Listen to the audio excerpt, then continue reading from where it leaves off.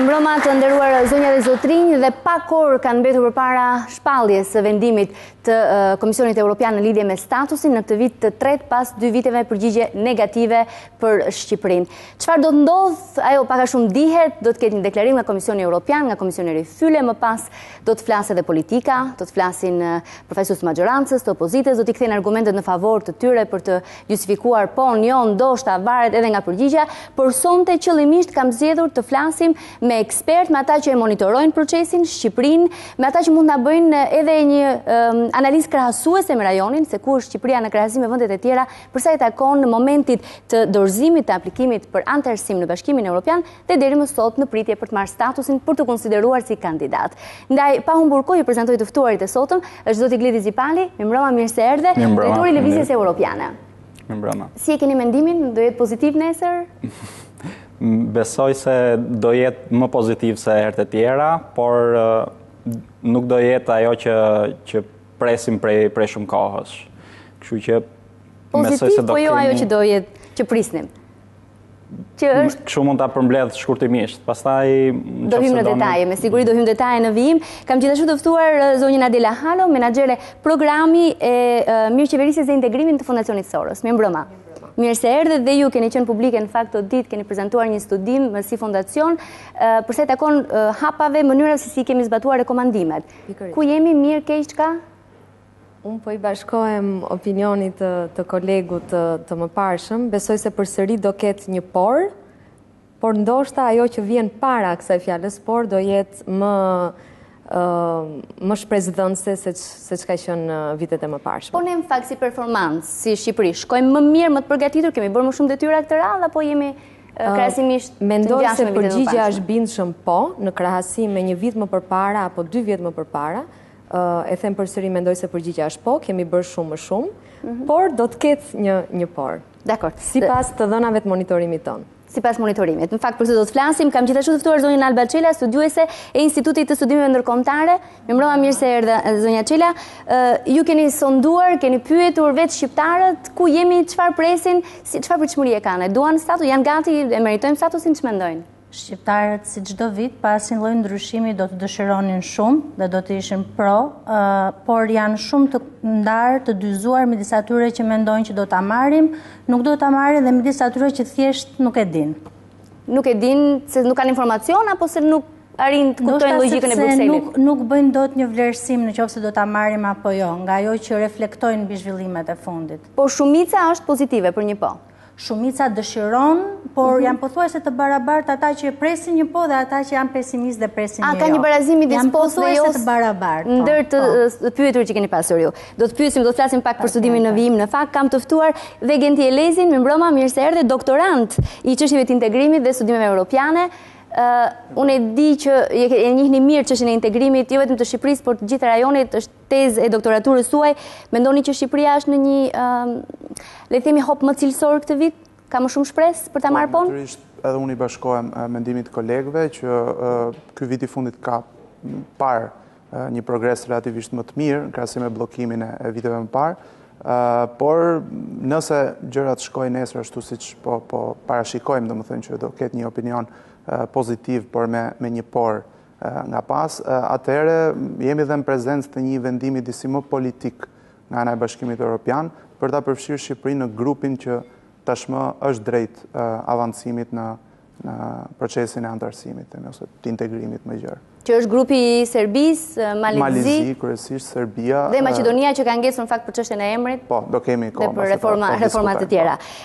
Do të lutem regjist me japi materialin që kemi përgatitur në lidhje me skenarët e mundshëm. Çfarë thot në përgjithësi Komisioni Evropian kur ka raste të tilla aplikimi nga vendet që aspirojnë të bëjnë antarë të Bashkimit Evropian, dhe rikthehemi për të komentuar se cilin prej tyre do të marrim. 3 skenarët e rekomandimit të Komisionit Evropian. 1. Vlerësim pozitiv. Komisioni gjykon se vendi i plotëson kriteret e Kopenhagenit dhe rekomandon hapjen e negociatave për antarësim. 2. Vlerësim jo pozitiv. Komisioni gjykon se vendi nuk i përmbush plotësisht kriteret e Kopenhagenit, duke propozuar një periudhë tranzitore dhe një vlerësim të ri në të ardhmen, para se do rekomandohet hapja e negociatave për antarësim. 3. Vlerësimi status, por jo negociata. Komisioni gjykon se vendi nuk i përmbush plotësisht kriteret e Kopenhagenit.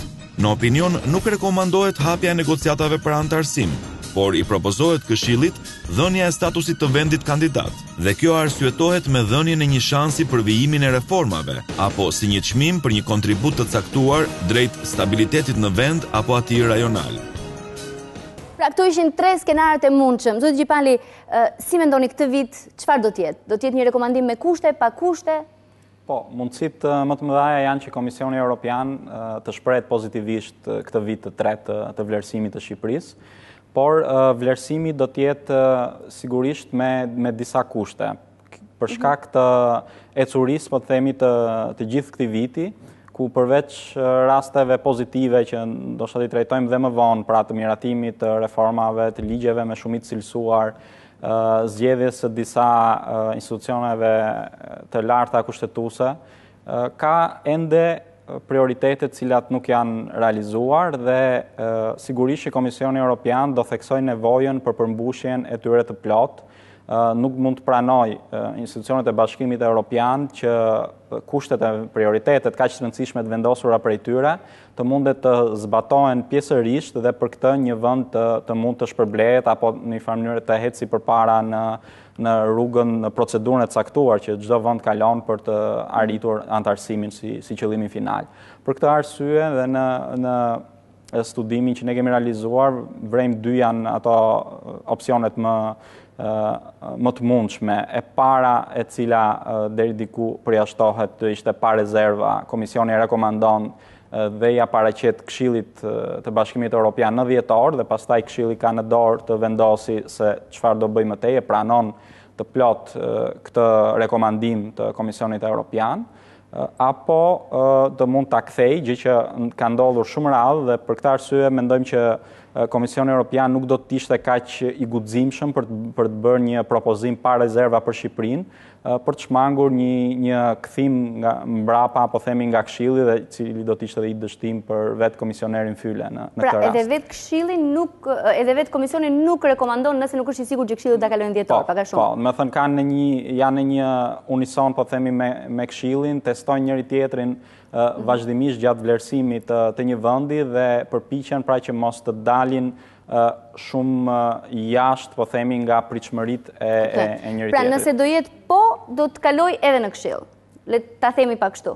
Apo jo domosdoshmërisht, po ka shanse të kalojë në Këshill. Do ketë shanse që të kalojë në Këshill. Dhe për këtë arsye mendojmë se Komisioni Evropian do të paraqesë një propozim të kushtëzuar, gjë e cila do të pranohej nga Këshilli. Kemi precedentin e Serbisë të vitit kaluar, pra nuk është një gjë që nuk ka ndodhur ndonjëherë, do ndodhte vetëm me Shqipërinë, ku pasi Komisioni rekomandoi dhënien e statusit Serbisë, por me kushtin që të vëzhgohet një ecuri pozitive për sa i përket dialogun me Kosovën, si dhe për çështje të tjera të mbetura nga rekomandimet që ata i kishin bërë Serbisë. Në këtë rast, ata sugjeronin për dhënien e statusit kandidat.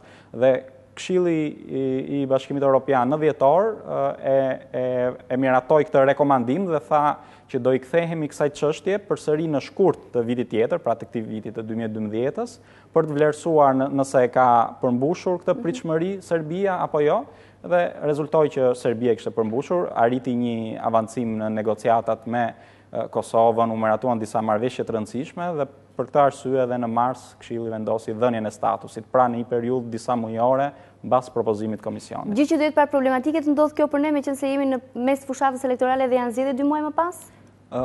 Ka anët e veta pozitive dhe negative. Sigurisht më negativja është ekzistenca e fushatës, pra e zgjedhjeve dhe fushatës që veçanërisht Shqipëri janë shumë të ashpra dhe tonet rriten jashtëzakonisht shumë nga 2 palët dhe kjo ul mundësinë që të ketë avancim në çështjet e mbetura, por nga ana tjetër ka dhe elementin e saj pozitiv që duke duke të dy forcat politike duke angazhuar në këtë proces dhe mbas rekomandimit të tetorit dhe vendimit të Këshillit në dhjetor, do mund të ketë një bashkëpunim, po themi të paktën deri muajt e parë të 2013-s, për të arritur reforma që do i shërbenin të dy palëve dhe në një farë mënyrë të dy palët do krenoheshin në fushatën e tyre elektorale për këto arritje.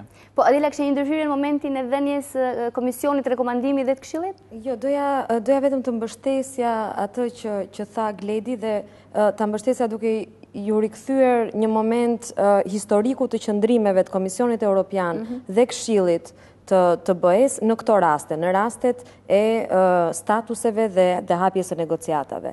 Pra në gjitha rastet e zgjerimit. Në fakt ka patur vetëm një moment në gjithë historitë e zgjerimit Bashkimit Evropian që Komisioni Evropian është kundërshtuar nga Këshilli i BE-s. Ka patur vetëm një rast në gjitha ato shtete që janë anëtarësuar. Dhe ky ka qenë Greqia, që konteksti historik i asaj kohe ka qenë mjaft ndryshe dhe Shqipëria nuk është në ato kushte ku është Greqia dhe përtej kësaj mendoj se janë nxjerrë shumë mësime hap pas hapi nga zgjerimet e vazhdueshme dhe për herë më shumë bëhet shumë e rëndësishme që vetë komisioni të jetë shumë rigoroz në vlerësimin teknik të përmbushjes së kërkesave dhe Këshilli gjithashtu të jetë mjaft i kujdesshëm edhe për vlerësimet politike që si organ politik që është që jep në këto procese. Përtej kësaj për të ndalur edhe një moment tek diskutimi mbi momentin kohor të zgjedhjeve. Mendoj gjithashtu se ka një aspekt interesant tek kjo koincidencë kohore, le ta quajmë, që në fakt do të çojë pikërisht te kushtëzimi i hapjes së negociatave. Mos të harrojmë që 2 nga rekomandimet në atë listë prej 12 rekomandimesh janë pikërisht për zgjedhjet. Rekomandimi 4, që është reforma legjislative në zgjedhje, quhet e përmbushur tashmë me mbylljen e Komisionit Posaçëm për reformën zgjedhore. Mirë, por rekomandimi 5 është vetë mbajtja e zgjedhjeve sipas standardeve të mirënjohura ndërkombëtare dhe europiane. Në këtë vit 2012 kjo nuk mund të testohej njerë, sepse nuk ka qenë vit elektoral. Që do të thotë që ky kusht, mjaft i rëndësishëm, automatikisht transferohet për testim gjatë vitit 2013. A do të rrezikonte Komisioni Evropian dhe së bashku me të Këshilli i BE-s që të rekomandonin hapje negociatash pa parë në terren në praktik përmbushjen e rekomandimit 5, unë mendoj se jo dhe mendoj se do ishte një risk jashtëzakonshëm për të ndërmarrë. Pra ka një logjik edhe këtu përse ne si fondacion mendojmë që do ketë një kushtëzim të lidhur edhe me këtë. Pra do të jetë një rekomandim i kushtëzuar. Mendojmë se po. Do të jetë, se e kam dëgjuar shpesh këto ditë këtë, po çfarë do të jetë? Do të jetë një listë me kushte? Pra, e keni ton, por duhet bëni.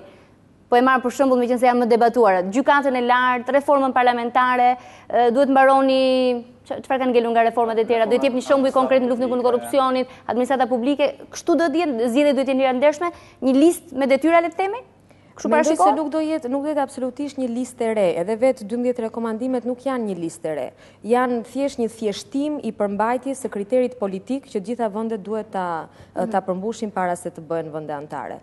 Në këtë sens nuk mendoj se nuk do ketë absolutisht një listë e re, por do thuhet në terma faktik se çfarë është përmbushur brenda kësaj liste dhe çfarë ka ngelur për tu përmbushur. Këtu duhet jemi edhe pak realist, nuk mendoj se pritshmëria është që të përmbushen e të plotësohen totalisht 100% të 12 rekomandimet. Mendoj se ajo për cilën Komisioni Evropian dhe Këshilli i BE-s po kërkojnë është le të themi provat që ka një vullnet më se të fortë për të vazhduar në rrugën e reformave. Pra hapa konkret që japin bindjen apo besimin se kështu do të vazhdoj edhe pas hapjes së negociatave do të vazhdoj ritmi i reformave. Pra ideja nuk është për 100%, po për një masë kritike. Do ju pyes më vete, me që ma nxorë masën kritike se dua ta kuptoj çfarë është kjo masa kritike se e di që do jetë në raport. Gen, po sigur të jetë ndoshta, do donim shumë t'u jepnim. Por mirë do ishte që deri në dhjetor, kur të vi Këshilli, thot komisioni, thot Fyle për shembull, po e riprodhojon, po e shpik në këtë momente, ju të keni bërë dhe këto gjëra, që Këshillit mos na e kthej në rekomandimin. Mund të ndodhe kjo? Mund të jetë një ndoshta e ëmbël? Po, tani për t'ju përgjigjur kësaj pyetje, unë do ta lidh me atë që sapo përfundoi Adela, pasi nuk i shpëtojmë dot konceptit masës kritike. Ju vetëm ma shpjegoni çfarë është, se nuk e kuptoj njerëz. E kuptoni ju masën kritike? Asun, që t'jeme sinqer. Mas kritike është një term që është përdorur shumë nga zyrtarët e Bashkimit Evropian sa herë që ata vlerësojnë përparimin e një vendi, aq më tepër kur kemi një listë të detajuar elementës që duhen plotësuar apo kriteresh, dhe me mas kritike, jo se zyrtarët e BE-s janë të qartë kur flasin, përkundrazi kanë gjuhën e tyre të ngurtë, qoftë dhe diplomatike apo burokratike të BE-s, por me mas kritike nënkuptojnë një sasi të mjaftueshme të kritereve të plotësuar, që shoqërohet edhe me një vullnet, një shfaqje të qartë vullnetit për t'i zbatuar dhe për t'i vënë në përdorim. Fjala vjen që ta thjeshtojmë edhe më shumë. Nëse një reforme të caktuar kalohet në parlament, por shikohet direkt që ditët e mëpasshme që palët nuk kanë vullnet që ta zbatojmë pastaj në praktik, në realitet, atëherë këtu nuk kemi të bëjmë, nuk jemi në prezent masës kritike, pasi mungon njëri nga dy komponentët që është dhe shfaqja e vullnetit për ta zbatuar. Kështu që nëse mund ta përkufizonim, është pikërisht arritja e një shumice të kritereve që propozohen, pasi dhe vetë zyrtarët e BE-s e thonë her pas here që nuk pretendojnë që të 12 kriteret të ishin të zbatuar në mënyrë të përpikt me njëherë, pasi kemi dhe kritere aty që janë vështirësisht të matshëm dhe janë të debatueshëm, vetë koncepti i kriterit politik apo i shtetit të drejtës ha debat, sidomos në botën akademike, për metodologjinë me cilën matet dhe konsiderohet. Pra, masa kritike në kupton pikërisht të, që ne shikojmë që ju keni bërë mjaftueshëm progres dhe keni vullnet që të vazhdoni edhe me ato kritere që mungojnë. Përsa i përket pastaj çështjes së lidhjes me Këshillin, pasi Komisioni Evropian është institucioni që bën vlerësimin teknik dhe më pas i kalon mendimin e tij Këshillit, i cili është pastaj institucioni politik, kush vullneti politik i gjithë shteteve anëtare ose udhëheqësve të shteteve anëtare që e pranojnë apo jo. Kemi precedent dhe raste të ndryshme, por po të shohim rastin e Ballkanit, përveç çështjes së hapjes negociatave me Maqedoninë, e cila është pezull që kur është marrë statusin 2009, pra 3 vite Këshilli nuk ka pranuar që të hap negociatat, pavarësisht se komisioni e ka dhënë miratimin që në 2009, shohim që Këshilli ka gjithë ato çështjet e tjera që ka Maqedonia, siç është emri me Greqinë apo problemet e brendshme. Pra, unë nuk mendoj se ky do jetë një skenari i rastit Shqipërisë, pasi nuk bëhet fjalë për negociata, bëhet fjalë për statusin, i cili pavarësisht se ka marrë një rëndësi të jashtëzakonshme dhe ka rritur pritshmëritë se u bë tani më 3 vite, faktikisht është thjesht një nga hapat për të përparuar drejt antarësimit, nuk është aq i rëndësishëm në kuptimin specifik. Dim, pastaj do kemi kohë të shpjegojmë se çfarë nënkupton marrja e statusit, ka një mundësi për fonde tjera. Këtu duhet ndalem pak, nëse Alba mund të na serë këtë pjesën, se në fakt kemi thënë vetëm statusi, po shumica në base jo gjithë e kuptojnë procesin, është ndërlikuar, gjithë ka nevojë të edukohen për këtë. A do të thotë hapje negociatash automatikisht? Po apo jo? Jo. Alba? Jo. Po është ndryshe ajo që dim ne dhe ndryshe ajo që perceptojmë kur fillojmë masim perceptimet e qytetarëve më gjerë, dhe duhet kemi parasysh që sidomos në kontekste të caktuara kur media fillon edhe merret intensivisht me një çështje, fillon ndryshon dhe perceptimi i pjesës më të madhe të qytetarëve mbi gjërat. Ne jemi në një kontekst aktual tani që kjo është çështja më e nxehtë, më tërheqëse e momentit, kështu që edhe pritshmëritë nuk lidhen shumë me statusin e vërtet teknik të gjës, çfarë përfitojmë ne, por duke qenë se përmendet kaq shpejt dhe kaq shpesh dhe vihet në kontekste të tilla, krijon natyrshëm tek qytetari një pritshmëri të lartë për këtë gjë. Po çfarë e din statusin qytetarët? Nga ata që keni anketuar ju, çfarë e din që është? Është fonde, do të jemi antar Bashkimit Evropian vitin tjetër, do të jemi një shtet me rregulla ku nuk shkelet semafori me të kuqe, ku nuk ka korrupsion, ku demokracia është ideale. Si e din qytetarët? Si e perceptojnë statusin? Atëre unë të aseroj, ne nuk kemi në të vërtet një pyetje kaq specifike, ne përpiqemi të ndërtojmë një pyetje, ka disa që mund të kombinohen dhe të arrijmë tek një rezultat i tillë. Megjithatë duhet pasur parasysh që pyetjet janë pak më të thjeshta, në mënyrë që mos konfundohet dhe një qytetar i zakonshëm që ka punët e veta për të bërë atë ditë që e pyesim ne. Ne kemi matur vjet dhe si vjet ka një ndryshim duke filluar që nga vlerësimi që bën qytetarët në një njohuri të thjeshtë, kur i pyet çfarë është Shqipëria tani. Është vend kandidat i BE-s, është vend antar i BE-s, apo është vend potencialisht kandidat i BE-s? Prit, mos u përgjigj. Çfarë është Shqipëria tani? Si moj antar? Kandidat. Jemi vend kandidat. Rehat jeni si jemi fare. Si është përgjigje, Alba? Atëherë, 10 është shumë interesante. Në 2011 përgjigjet e gabuara ishin shumë më të larta. Madje ne arritëm diku tek Më të larta se kaq? Ja, duhet pas parasysh që kur marrim një grup të caktuar, një kampion të caktuar, se dhe statistika ka këto magjirat e veta, a është përfaqësuese apo a nuk është përfaqësuese, dhe është një debat shumë i gjerë. 10 kemi pasur më shumë përgjigje të gabuara. 9% na thoshin që Shqipëria është vend antar i BE-s. Edhe për publikun, ja u themi dhe miqve të mi këtu, që nuk jemi kandidat, antar jo e jo. Po çfarë jemi? Shqipëria nuk e ka akoma statusin kandidat zyrtarisht. Këtë përgjigje ne e marrim nesër. Pavarësisht dëshirës tonë të mirë. Nëse do na marrin konsiderat, pa do na japin statusin dhe pastaj kemi edhe një histori tjetër që fillon me negociatat, që mund t'i hapim dhe nuk dihet kur i mbyllim. Ne edhe sot jemi akoma potencial kandidat. Edhe sot që flasim jemi akoma në këtë gjendje dilematike, kemi potencial kandidat. Ku mund të finalizohet statusi? Nga Këshilli në dhjetor? Nëse rekomandohet nesër? Besoj se varianti që Këshilli të shprehet pozitivisht në dhjetor është varianti më pak i mundshëm, pra si shpjegova edhe tek të dy opsionet.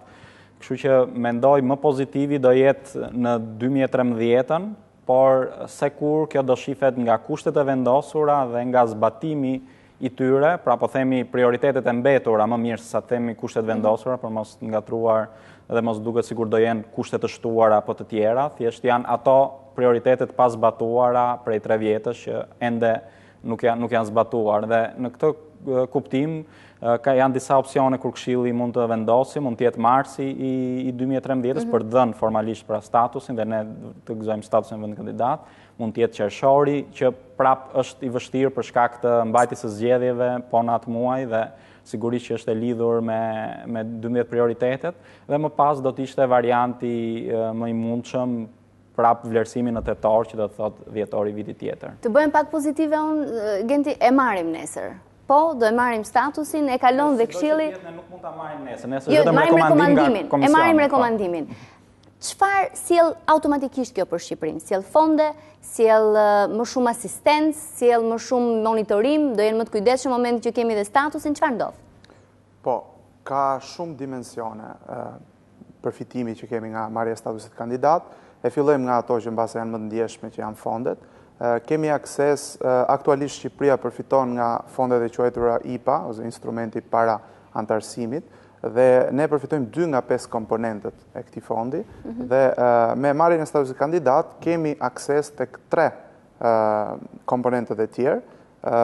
Është një akses në një masë të madhe, është zhvillimi rural, çështjet e burimeve njerëzore, po, dhe për bujqësinë, për zhvillimin rural, çështjet për burimet njerëzore, pra për përmirësimin dhe investimin në burime njerëzore, dhe një e tretë që tani zhvillimi rajonal, janë fondet rajonale infrastruktura. Këto janë projekte ku Shqipëria do të aplikojë ashtu siç ndodhet vendet e tjera, apo është një transh fondesh që pret Shqipërinë në momentin që merr statusin? Si funksionon? Jo, është një mundësi dhe Genti e tha qartë që mund të aksesojmë.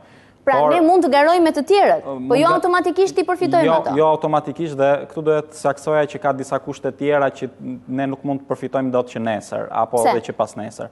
Sepse për dhënien e këtyre fondeve që janë të rëndësishme, janë projekte shumë të mëdha, infrastrukturore, por në zhvillimin bujqësor, po ashtu në zhvillimin e burimeve njerëzore, sepse taksapaguesit europian duan të kenë garancinë që këto fonde do mirë menaxhohen dhe për këtë arsye aksesimi tyre bëhet vetëm nëpërmjet institucioneve shqiptare, të cilat duhet të dalin garant që këto fonde do mirë menaxhohen dhe do disbursojnë ashtu siç duhet dhe të mbajnë përgjegjësinë nëse ndodhe kundërta. Për këtë arsye ka një program të veçantë i cili akrediton këto institucione që duhen ngritur dhe është bërë punë deri tani janë ngritur institucionet më të rëndësishme, por ende kanë ngelur pa akredituar dhe ky proces po të marrim rastin e Maqedonisë ka zgjatur 4 vjet, mbas marrjes së statusit vendit kandidat. Ne nuk besojmë se do jemi te ky varianti kaq i gjatë, kaq negativ, sepse puna ka filluar tashmë, por kjo tregon që ne nuk jemi gati për të përfituar menjëherë dhe me marrjen e statusit. Por gjithsesi do ketë një zhvillim pozitiv sepse do rrisi presionin mbi organet shtetërore, mbi këto institucione për të performuar më mirë, për të akredituar dhe për të bërë të mundur aksesimin praktik, po themi jo vetëm ligjor, me marrjen e statusit të këtyre fondeve. Po, për ta vazhduar pastaj çfarë nënkupton statusi, natyrisht Leticia shpjegoi mirë pjesën financiare, pra bëhet fjalë për një akses potencial të tyre fondeve, mbi 2 fishin e atyre që ne marrim aktualisht, nëse jemi të suksesshëm dhe kemi kapacitet administrative. Patjetër pastaj ka dhe një komponent politik, themi, të prestigjit që vendi avancon me vendet e tjera, sidomos në kuadrin rajonal, dhe ka dhe pastaj themi qëndrime që pohojnë që vendi është më i hapur dhe potencialisht ka më shumë sukses dhe përthithjen e investimeve të huaja, pasi duke avancuar në agendën e integrimit, supozohet që vendi gjithmonë më shumë shkon drejt një stabiliteti dhe demokratizimi dhe pra garantohet ky terren shqiptar i biznesit për investime dhe nga partnerët huaj. Përpara se shkojmë publicitet për ta mbaruar këtë pjesë të parë, a ka precedent në rajon nëse do të jetë një rekomandim i kushtëzuar nga e përmendi pak më herët për Serbinë? Ai është rasti i vetëm. Ka pasur momente të tjera kur është dhënë një rekomandim i kushtëzuar nga komisioni? Për statusin kandidat? Për statusin gjithmonë. Tani i kushtëzuar jo, po Këshilli ka të drejtën e tij që ta shtyjë marrjen e një vendimi, nuk e merr në dhjetor të këtij viti, dhe thjesht e shtyn për në mars. Dhe ky nuk do quhet refuzim. Dhe jo, nuk është refuzim, është shtyrie, po këtu pastaj fillon edhe ai ngërçi dhe diskutimi. Nëse është më mirë ta marrim sa më herët dhe me një kusht, apo të presim dhe bërjen e zgjedhjeve siç me shumë gjasa duket, siç e tha dhe Gledisi, që i bie për tetorin tjetër pastaj. Pra është kjo periudha tranzitore. Këto pastaj do ta vendosin krerët e shteteve, pra Këshilli i Bashkimit Evropian, se si do veprojnë në rastin e Shqipërisë. Dhe pra, edhe pak sekonda parë se shkojmë publicitet, cilat janë ato vende që janë artikuluar dhe në media ditët e fundit që janë praktikisht kundër dhënies së statusit? Më shumë se të cilësoja si kundër, do i cilësoja si vende më strikte për plotësimin e kritereve, e prioriteteve. Dhe janë po ato vende cilat kanë qenë strikte dhe me Serbinë për të plotësuar kushtet që duheshin për të marrë statusin e vendit kandidat. Janë vendet nordike, kryesisht, pra Holanda, Danimarka, Suedia, vendet cilat janë shumë më të ndjeshme ndaj çështjeve si pavarësia e institucioneve, sistemi i drejtësisë, çështjet e drejtave të njerëzit, respektimit të tyre, dhe këto vende janë shumë më strikte, duan që të 12 prioritetet jenë të plotësuara, ashtu siç Shqipëria ka premtuar për të avancuar më tej. Ndërkohë që ka dhe vende më pozitive dhe mbështetëse të Shqipërisë, apo më themi më tolerante për sa i përket respektimit të tyre kritereve, ku veçanërisht Italia, vendi fëmijë, na kuptojnë si për veten e tyre. Janë shumë më pozitiv dhe kanë bërë dhe një lobim të fortë për marrjen, për dhënien e statusit. Dakor, më duhet shkoj pak në publicitet dhe rikthehemi për pjesën e dytë, se si kemi bërë ato prioritete që na ka vendosur Bashkimi Evropian. A i kemi zbatuar, a i kemi realizuar, nëse po jo, pse, kush nuk i ka bërë? Pas pak.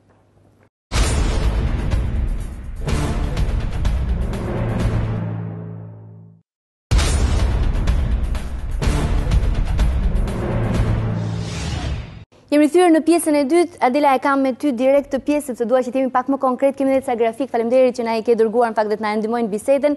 Si kemi bërë detyrat me dosjen që kemi shkuar në Bruksel këtë vit? Krahasuar me vitet e shkuara, po sidomos në 2012. Çfarë kemi bërë mirë, çfarë nuk e kemi bërë mirë? Okej, unë ta nisja fillimisht me një pamje makro dhe ndoshta me një shpjegim të shkurtër të procesit që është ndjekur. Që nga dalja e 12 prioriteteve në 2010 me opinionin e Komisionit Evropian, ka patur një angazhim të qeverisë shqiptare dhe institucioneve të tjera për të hartuar masa aktivitete konkrete të cilat do të adresonin këto 12 prioritete, pra do t'i shërbenin përmbushjes së këtyre 12 prioriteteve. Fondacioni Soros ka monitoruar planin e veprimit të 2011-ës dhe planin e veprimit të ri për 2012-ën. Pra kemi të dhëna konkrete për zbatimin e masave të planifikuara, si për vitin 2011, si për vitin 2012. Ajo që vjen të re, që ta ndihmojmë dhe regjin, do po mund t'i trajtojmë të dyja bashkërisht në fakt.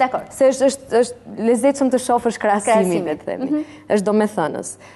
E para që vjen të re është që niveli i ambicjes që vihet re tek shifrat, tek numrat e masave të planifikuara, është mjaft më i lartë në 2012-ën. Nga 102 masa që kanë qenë në total planifikuara në 2011-ën për të adresuar këto prioritete, në 2012-ën kemi shkuar në 510 masa. Pra, ka një ambicje të institucioneve shqiptare për të punuar akoma më shumë drejt përmbushjes së këtyre prioriteteve. Tani, kjo duhet analizuar mirë, sepse jo domosdoshmërisht shifrat flasin qartë dhe flasin plotësisht. Pra duhet parë pak natyra e masave të planifikuara në disa fushë. Si e bëni ju, si e bën komisioni dhe si e bën qeveria? Apo ka mënyra të ndryshme, apo secili e sheh me syrin e vet? Ka disa dallime mes tyre, po pak a shumë konvergojnë. Mënyra se si e ka bërë qeveria është nëpërmjet Ministrisë së Integrimit, për tabelën e masave për secilën fushë, ka kërkuar monitorim, raportim të vazhdueshëm nga ministritë e tjera të cilat kryesojnë secilin prioritet. Për shembull, fjala bie tek prioriteti 7, që është për reformën në drejtësi, institucion kryesues është Ministria e Drejtësisë, që do të thotë kjo ministri raporton rregullisht te Ministria e Integrimit, e cila më tej raporton në Bruksel, për përmbushjen e masave të planifikuara muaj pas muaji. Komisioni Europian, një burim informacioni ka pikërisht raportin që i vjen nga Ministria e Integrimit, pra nga qeveria shqiptare. Njëkohësisht përdor dhe të gjitha burimet e tjera të mundshme, siç janë së pari projektet e veta të asistencës, ka projekte për ndihmë për kuvendin, për reformën në drejtësi, për luftën kundër korrupsionit, për krimin e organizuar, në shumë fusha. Të gjitha këto projekte asistence janë me ekspert të Bashkimit Evropian, të cilët japin edhe informacion, ndjekin nga afër ecurinë e reformave. Një burim tjetër mjaft i rëndësishëm është edhe monitorimi i pavarur nga aktorët e shoqërisë civile, siç është Fondacioni Shoqëria e Hapur, Fondacioni Soros i njohur ndryshe në këtë rast. Mënyra se si ne kemi bërë. Po. Mënyra se si ne kemi bërë, është kemi marrë pikërisht planin e veprimit, kemi parë cila ka qenë masa e planifikuar, për çfarë kohe, nga cili institucion dhe cili ishte treguesi i zbatimit të kësaj mase, dhe kemi mbledhur informacion nga të njëjtat burime që përmenda si për Komisionin Evropian, dhe kemi analizuar nëse gjërat ishin zbatuar apo nuk ishin zbatuar. Pra, dhe i kemi 32%? Dhe rezultati ka qenë në total, pra për të gjitha 510 masa të monitoruara që kanë qenë planifikuara për këtë vit. Rezultatet janë këto, siç edhe i kemi në monitor, po. Po. Masat të zbatuara plotësisht janë 46% si vjet, në krahasim me vetëm 20% që kanë qenë vjet. Pra ka mbi një dyfishim, ka më shumë se dyfishin e masave të zbatuara nga vjet në si vjet. Masat të pazbatuara janë 22% dhe këtu gjithashtu ka një rritje. Ka qenë 4% vjet niveli i masave të pazbatuara fare, ndërkohë që si vjet është 22%. Por edhe njërë duhet kemi parasysh atë që thash më përpara, që gjithashtu është pesfishuar numri i masave që janë planifikuar. Kështu që duhet i trajtojmë bashkarisht. Masa që janë pjesërisht të zbatuara, që do të thotë puna ka filluar, por ende nuk ka përfunduar, si vjet janë 32%, nga 76% që kanë qenë vjet. Pra edhe këtu ka një ulje, ka më pak punë në progres, le të themi, se që ka patur vjet, dhe ka më shumë zbatim se që ka patur vjet. Adela, nuk duha të vënd dyshim saktësinë e punës suaj, por do doja të pyesja Gentin, a mund t'i masim vetëm me numra? Me shifra, me përqindje? A është matje korekte kjo?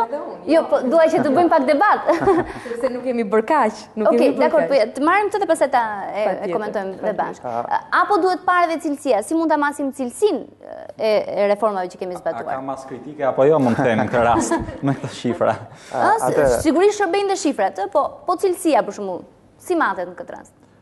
Natyrisht ka mjaft debat jo vetëm në vendet potenciale kandidate apo kandidate, por edhe në vetë vendet antare për mënyrën se si adoptohen legjislacioni evropian, si merren ligjet europiane dhe mbi të gjitha se si zbatohen pastaj konkretisht në praktik. Kështu që ajo që mund shikojmë nga ky grafik, shikojmë pikërisht atë vullnetin e masës kritike për cilin folëm pak më parë, dyfishimi apo në rastin e masave të planifikuara pesfishimi, i masave që qeveria kishte planifikuar të ndërmerte, shfaq pikërisht vullnetin për të avancuar agendën e integrimit. Pastaj për të parë cilësinë e secilës reformë, sidomos në fazën e zbatimit, pasi ajo është për mendimin tim faza më delikate në fund, dhe ajo do jetë faza më problematike për negociatat, pasi mos harrojmë që tani gjithçka po e bëjmë për statusin kandidat, por negociatat janë pjesa më e mundimshme dhe e vështirë, sidomos për administratën.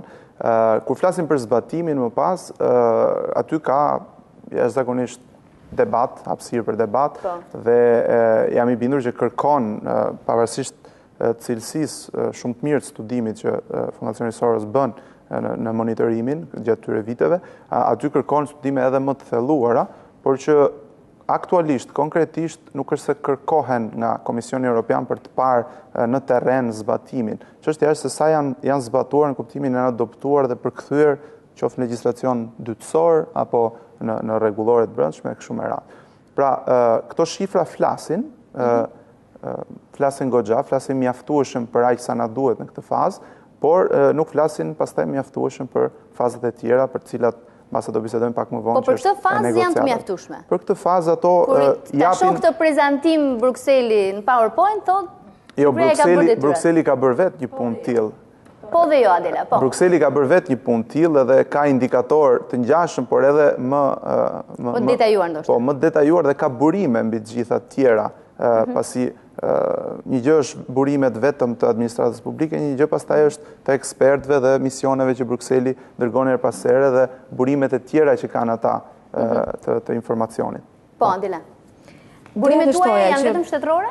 Vetëm publike, burimet tuaja në këtë studim? Jo, nuk janë vetëm shtetërore, sepse natyrisht që nuk mund të arrihet në një vlerësim të qëndësishëm të nivelit zbatimit, duke përdorur si burim pikërisht ata aktor që e ka për detyrë që t'i zbatoj dhe ka edhe interesin që ta reklamoj këtë zbatim. Prandaj jemi munduar të jemi sa më skrupulos që t'jetë mundur në shqyrtimin e burimeve të ndryshme. Fjala bie, nëse bëhet fjalë për reformën e administratë publike, një burim ka qenë Departamenti i Administratës Publike, që është në Ministrinë e Brendshme, një burim tjetër ka qenë Komisioni i Shërbimit Civil, një institucion i pavarur, që merret me monitorimin dhe vjueshmërinë e zbatimit të ligjit për shërbimin civil, si edhe burime të tjera të shumta, secila fush ka burime edhe qeveritare, edhe jo qeveritare, edhe të pavarura, por prap institucionale. Në disa raste mund të bëhet edhe monitorim në terren. Për shembull, nëse një mas ka qenë vënia në dispozicion e një numri për denoncimin e korrupsionit, shumë mirë mund të testohet funksionimi i atij numri dhe çfarë ndodh pastaj me një denoncim që një qytetar mund të bëjë. E kemi testuar. Si ka dalë? Ka dalë mirë në fakt. Binte zilja? Binte zilja dhe përgjigjeshin, po. Dhe përgjigjeshin? Po, dhe regjistrohej informacioni që Dhe kishte informacion që vinte përmes atij numri?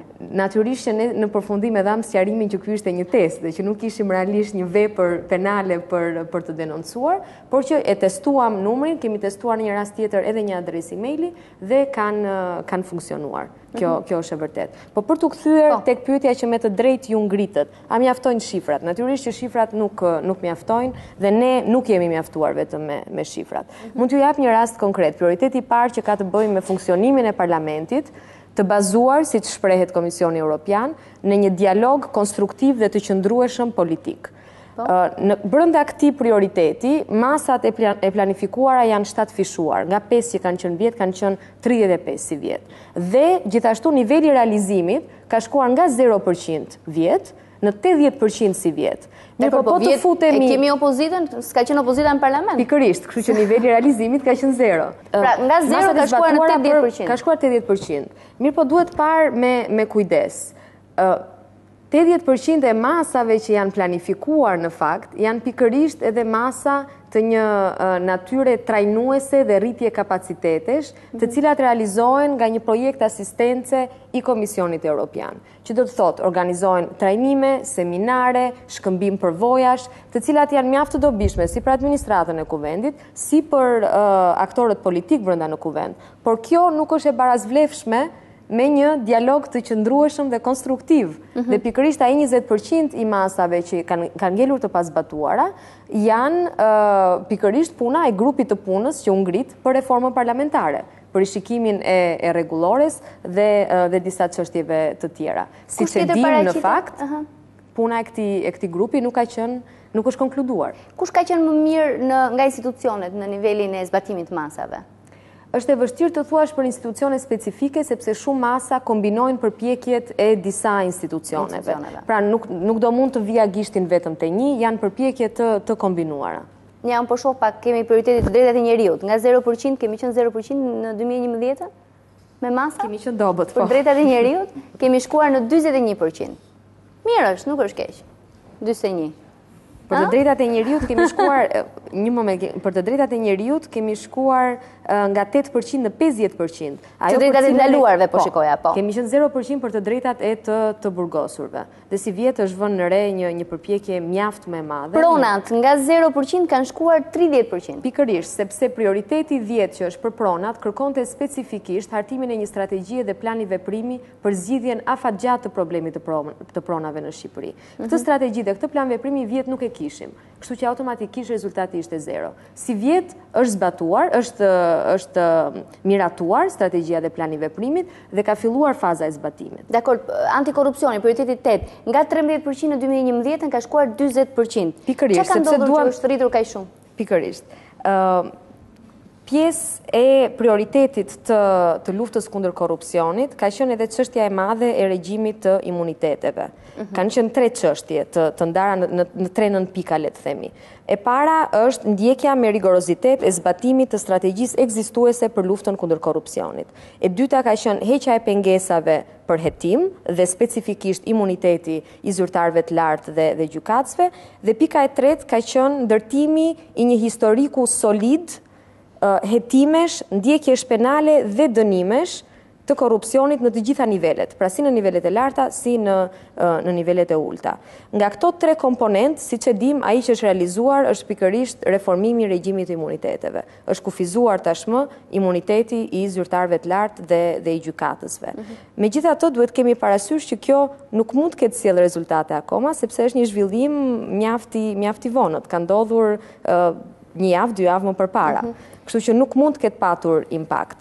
Për 2 komponentet e tjerë, që është ndjekja me rigorozitet e zbatimit të strategjisë ekzistuese antikorrupsion, rezultatet kanë qenë të dobta fatkeqësisht si vjet, dhe prap për pjesën tjetër, dhe këtu do doja të ngrija një kundërshtim të vogël me komentin e Gendit më përpara, komponenti i tretë për historikun solid të hetimeve, ndjekjes penale dhe dënimeve. Kjo është pikërisht kërkesa për impakt, për rezultate. Pra, në këtë komponent, Komisioni Europian ka shkuar përtej miratimit të politikave dhe ligjeve të mira dhe po kërkon rezultate konkrete. Natyrisht që kjo është një sipërmarrje mjaft e madhe, është një sfidë afatgjatë. Nuk mund të ndërtohet një historik solid brenda një viti, apo brenda 2, apo brenda 3. Megjithatë, mund të ketë filles pune, mund të ketë indikator të parë, të cilët shifen me mjaft vëmendje. Dhe fatkeqësisht, Shqipëria këto nuk i ka. Përpara se nuk do të mbetemi vetëm me studimin ti sigurisht do t'i rikthehesh në vim të bisedës. Plotësoj pastaj do kisha edhe një pyetje për. Jo, vetëm për faktin që në këtë stad Komisioni Evropian natyrisht kërkon vënien e zbatimit, po më tepër ka ngritjen e temi infrastrukturës institucionale për mundësinë e zbatimit, sepse natyrisht një institucion që ngrihet këtë vit ose masat që merren këtë vit nuk kanë se si të prodhojnë rezultat dhe as vetë komisioni nuk ka si t'i ndjeki më pas nëse kanë prodhuar rezultat. Por që aktualisht në terren natyrisht ata verifikojnë edhe ngritjen e këtyre, kështu që thjesht për ta sqaruar atë çka. Pyetja ime ishte kjo, cili nga institucionet me cilën keni bashkëpunuar ka qenë më hezitant ose nuk ju ka kthyer përgjigje ose nuk kanë dashur të bashkëpunojnë? Nuk kanë dashur të bashkëpunojnë, është pak i fortë si formulim. Jeni bërë dhe ju si zyrtar të Brukselit, nuk hapni gojën fare. Jo, e hapim. Siç thash më parë, ne një pjesë të burimeve të informacionit për ne kanë qenë pikërisht institucionet publike. Për këtë kemi ndjekur rrugën zyrtare, siç edhe kemi të drejtën nga ligji për drejtën e informimit. Dhe kemi dërguar plot 44 kërkesa për informacion, që nga momenti që filloi monitorimi në fillim të korrikut deri para një jave. Janë dërguar 44 kërkesat e para dhe janë dërguar në një masë të madhe dhe kujtesa për këto kërkesa në fillim të shtatorit, që do të thotë që një numër i madh institucionesh deri në shtator nuk ishin përgjigjur. Kjo jo domosdoshmërisht është mungesë dëshire apo vullneti për të përgjigjur. Shpeshherë kemi të bëjmë me mungesë kapacitetesh për t'ju dhënë përgjigje pyetjeve kaq konkrete dhe kaq të mëdha siç u shtruan gjatë kësaj periudhe. Po, për një përgjigje që nuk kemi mundësi të japim përgjigje, mund ta thon. Pikërisht. Në fakt, në disa raste ka patur... Jo pa tjetër, nuk është gjithmonë lehtë pranosh. Të pranosh që nuk t'jap dot përgjigje, po Nëse rritjes është dhe ajo, nuk ka kemi patur raste të tilla. Vetëm raste kur bëhen sekret shtetror ose jo, në raste tjera ose ka patur raste të tilla, por ne i kemi ndjekur institucionet përsëri, le të themi, dhe në një mas të madhe rastesh ne kemi arritur që të marrim përgjigje. A kemi një renditje kush është më mirë, kush është më keq? Jo një renditje specifike, po i kemi dy grupe institucionesh.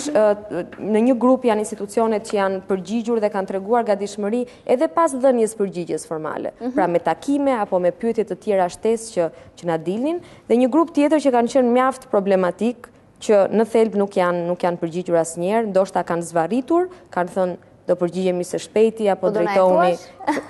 Do t'i them, te grupi i institucioneve të mira, le të themi, apo që kanë arritur të tregojnë gatishmëri, janë Ministria e Integrimit, dhe këtu kemi vlerësuar edhe faktin që si vjet, ndryshe nga gjitha vitet e tjera, Ministria e Integrimit i ka publikuar online të gjitha raportet e monitorimit.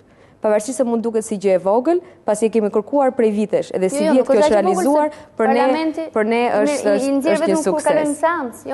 Departamenti i Administratës Publike gjithashtu ka qenë mjaft bashkëpunues, Instituti i Trajnimit të Administratës Publike, Agjencia e Prokurimeve Publike, Avokati i Popullit ka treguar gatishmëri të lartë, Qendra Kombëtare e Licencimit, Autoriteti i Konkurrencës gjithashtu është përgjigjur brenda ditës, dhe për këtë u habitëm edhe ne. Megjithatë, siç thash, janë disa institucione të tjera. Shqiptar janë ata që punojnë aty?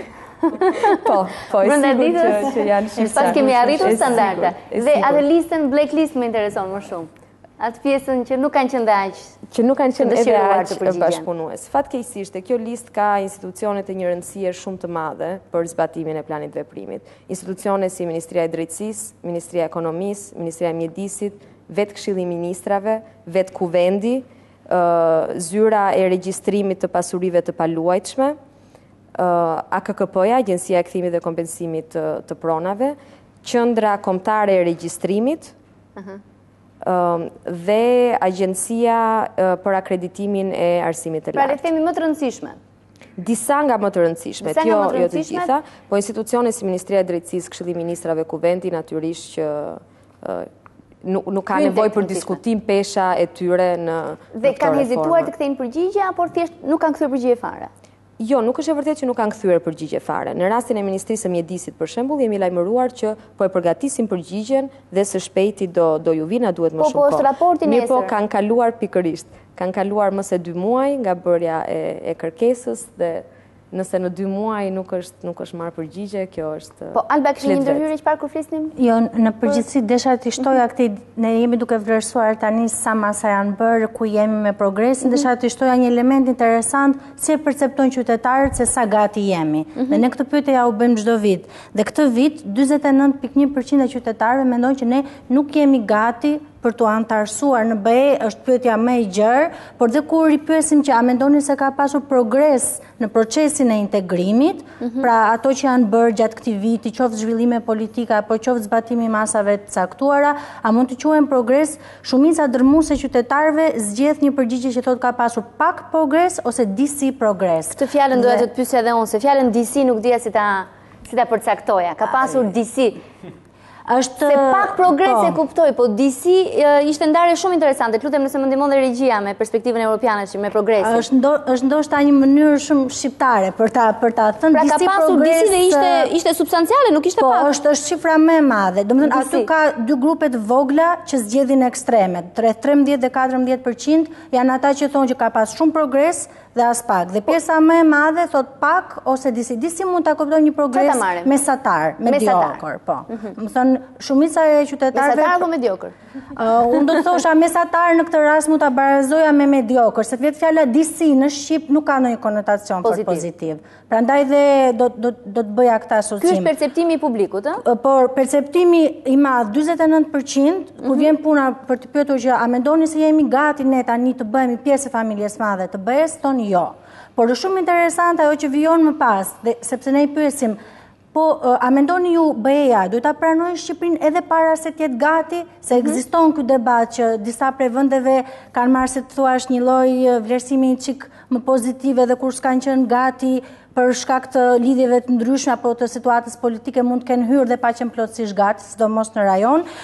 Kemi këtu një shifër të lartë qytetarës që thonë po, BE-ja duhet ta pranoj edhe para se të jetë gati, megjithëse këtu janë të ndarë, domethënë 38% mendojnë jo, po 37.3% mendojnë po. Dhe kemi pothuajse 1/4 e kampionit, i cili në këtë rast është shumë konfuz dhe thotë nuk e di nëse duhet ta pranoj para se të jetë gati apo jo. Po përgjatë viteve ne kemi vënë re që ka dalë këtë dinamika e qytetarëve që thonë jo nuk jemi gati, po një pjesë atyre thotë megjithëse jemi gati, le të na pranojnë në BE. Ta nisim këtu kur kthehemi pas publicitetit, a duhet na pranojnë BE pa qenë gati dhe pse po shkojmë BE nëse jemi gati? Dhe për çfarë duhet jemi gati? Pas pak.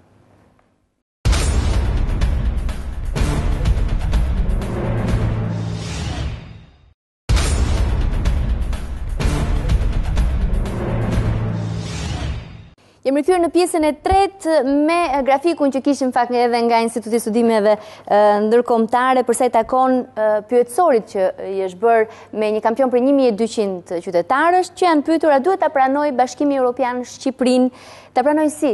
Ta pranojë si vend kandidat apo për të dhënë status apo ta pranojë si antar? Ta pranojë si antar. Pyetësori është standard që përdoret përgjatë gjithë viteve në mënyrë që të krahasohet. Ky pyetësor ka pasur vetëm një pyetje specifike për pritshmëritë e njerëzve për statusin kandidat, ndërkohë që pyetjet e tjera ruhen ashtu siç kanë qenë vitet e kaluara për të bërë një krahasim. Megjithatë vetëm politika që pavarësisht nga rezultati e di se çfarë do thotë nesër, se fajin e ka kundërshtari. Nuk e ka fajin përgjegjësiave. Në fakt do të pyes pak më vonë si e mendojnë qytetarët, kush e ka përgjegjësinë direkte për integrimin. Kishit një listë interesante. Genti, po të shikojmë përtej në fazën e negociatave, ka një risi në qasjen që komisioni ka në negociatat me vendet e Ballkanit. Risia është që nga ato kapituj, 35 kapituj që çdo shtet duhet negocioj me Komisionin Evropian dhe të përmbushet, të përmbyll para se të antarësohet, tani më në kryet listës janë kapitujt 23 dhe 24 që trajtojnë çështjet e drejtësisë, drejtave të njerëzit, shtetit të drejtës, sundimi i ligjit. Sipas burimeve të Brukselit, që besoj se nuk do na shgënjejnë nesër, i kam burimet konfidenciale po të sigurta, dy prioritetet që do të kalojnë në vend të parë është pikërisht drejtësia dhe zbatimi i ligjit. Dhe kjo nuk do të jetë vetëm për Shqipërinë, por do të jetë për gjithë rajonin, a? Ky është një fakt. Është lëshuar një paper sot nga zyrat e Brukselit dhe është informuar për sa i takon. Po duke qenë se u aplikua me Malinezi dhe qarkulluan zërat që kjo do jetë për gjithë rajonin. Jo vetëm këta do jenë kryesorët në kryet listës, si dy kapituj, po do rrinë hapur në negociata deri në fund të negociatave. Po çfarë do thotë kjo? Që nuk do kalojnë. Kjo do thotë që monitorimi do jetë i vazhdueshëm për këto dy fusha. Po, për fushën pra të zbatimit të ligjit, sundimi i ligjit dhe drejtësia. Po, deri në prag të antarësimit. Dhe kjo natyrisht e komplikon procesin që fillon më pas pra negociatat, pasi këto janë dy fushat ku pa përjashtim gjithë vendet e rajonit kanë problemet kryesore, Shqipëria nuk bën përjashtim, përkundrazi ka Po ky ka qenë rasti Kroacisë për shembull, se ka pas Kroacia këtë problem? Kroacia ka negociuar normalisht të 35 kapitujt, ka patur problemet e veta, por këto dy kapituj janë trajtuar si kapitujt e tjerë, me problemet që kanë patur, janë negociuar, janë mbyllur. Rasti Malizi është i ri, pra është precedent, dhe duke qenë se u pasi mënyrë e mirë për ta mbajtur nën tension, sidomos klasën politike, gjatë gjithë fazës negociatave, pasi dihet që janë dy fusha shumë ndjeshme nga ndikimi. Po në fakt atje ka disa të arrestuar, disa të dënuar në zyrtar të lartë. Po, është ajo arritja e masës kritike edhe ajo. Prandaj është menduar që ky lloj shembulli dhe ky lloj modeli t'i aplikohet edhe shteteve të tjera që do hyjnë në fazën e negociatave në momentin që. Më lejo të ndalem pak dhe doja ndoshta edhe komentin e Gledisit me grafikun kur pyetet për nëse do të ketë një referendum të mundshëm, Alba, një referendum për antarësimin e Shqipërisë, si do të votonit pro apo në BE, kuptohet pro apo kundër dhe proja është 86.5%. Domethënë jemi shumë pro-europian.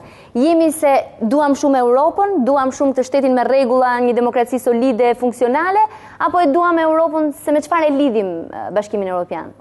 Është fakt një... Dhe jemi të vetmit në Europë, në rajon që jemi kaq optimist?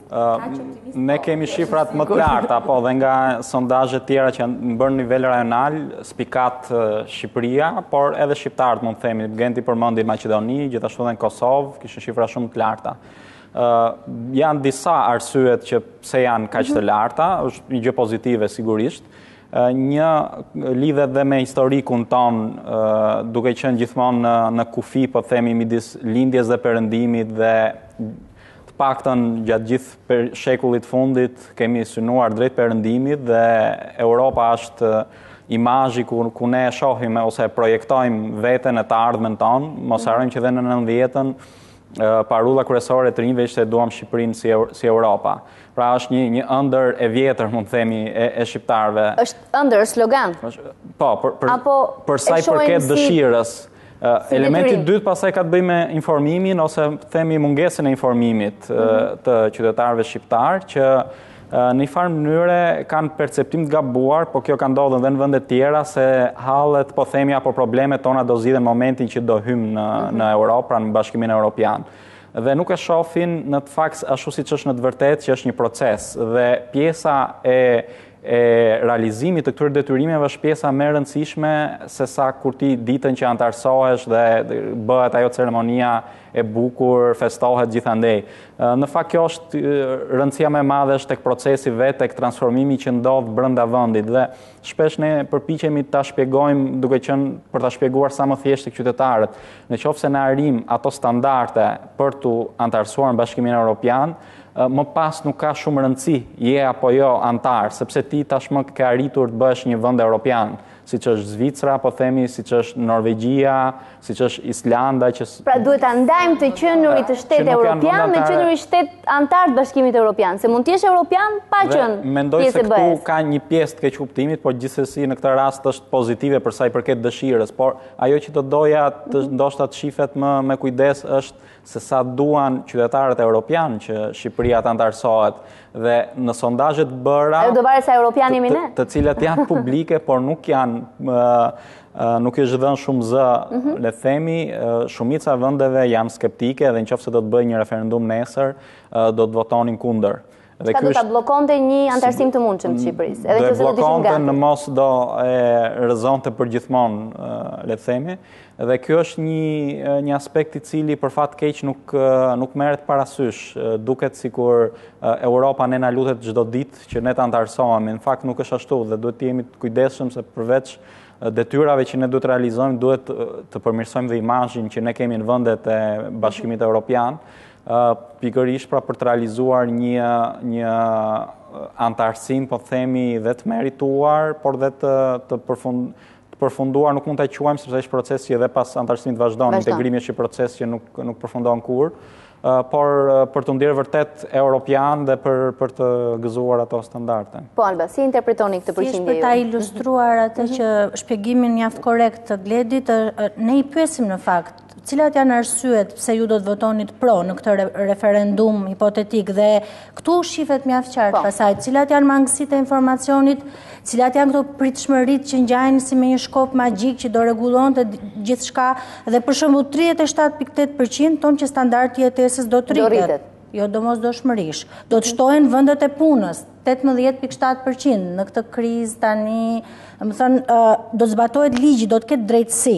Fillojnë ngatrohen kushtet e antarësimit me pritshmëritë nga antarësimi. Do të ketë më pak varfëri, do të forcohet demokracia. Do më thënë, dhe këto pak a shumë janë të njëjtat arsye që jepen vit pas viti, por në kuadër të viteve të ndryshme këto fillojnë të ndryshojnë vend.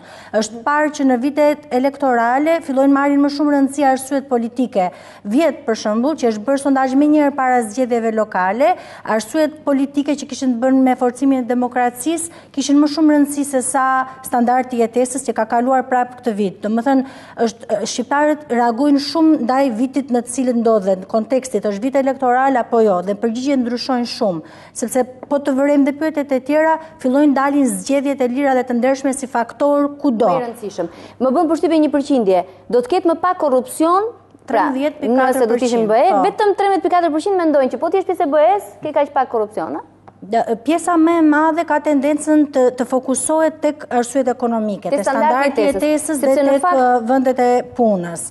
Ka dhe një tjetër grafik interesant, arsyeja kryesore për cilën do ta votonin kundër, po kjo është vetëm për atë, po. Domethënë duhet të kemi parasysh me ekonominë le të themi, dhe me ekonominë. Tek ai rast kemi vetëm 7% këtë vit që do votonin kundër. Vjet kjo ka qenë një shifër më e madhe, domethënë kishim pak më shumë persona që do votonin kundër. Shumica e këtyre personave që do votonin kundër, që gjithsesi janë një grup i vogël, 7% e 1200 personave të pyetur, e kanë hallin ke inflacioni, ke rritja e çmimeve që është e pritshme, sepse ka pasur raste të tjera që janë ilustruar dhe në media kur kjo vërtet ka ndodhur. Dhe kemi 1/4 e tyre që përmendin në fakt një arsye jo ekonomike, që është rreziku ndaj identitetit kombëtar shqiptar. Ky faktor është 26.3%. Pra e para kaq i lartë? Në fakt del gjithmonë ere parë që është në këtë shifër, megjithatë del gjithmonë si arsye për ata që do votonin kundër, është shtuar si arsye me forcimin e këtij debatit pak nacionalist. Pra lidhet pak me partitë e reja që po artikulojnë më shumë çështjen kombëtare, jo konkretisht me to specifikisht, po me kontekstin e përgjithshëm të debatit që ka filluar të nxehen këto çështjet nacionaliste. Po duhet kemi parasysh është një grup i vogël që thotë jo, dhe brenda këtij grupit janë këto ndarje. Dakor. Më pëlqen edhe kjo ideja që do të rriten çmimet. Kjo pse ndodh kjo? Pse vjen kjo frikë? Keni arritur ta kuptoni që do të rriten çmimet nëse bëhen antar të BE-s? Tani kjo apo i lidhin që kur shkojnë jashtë shtetit është më shtrenjtë.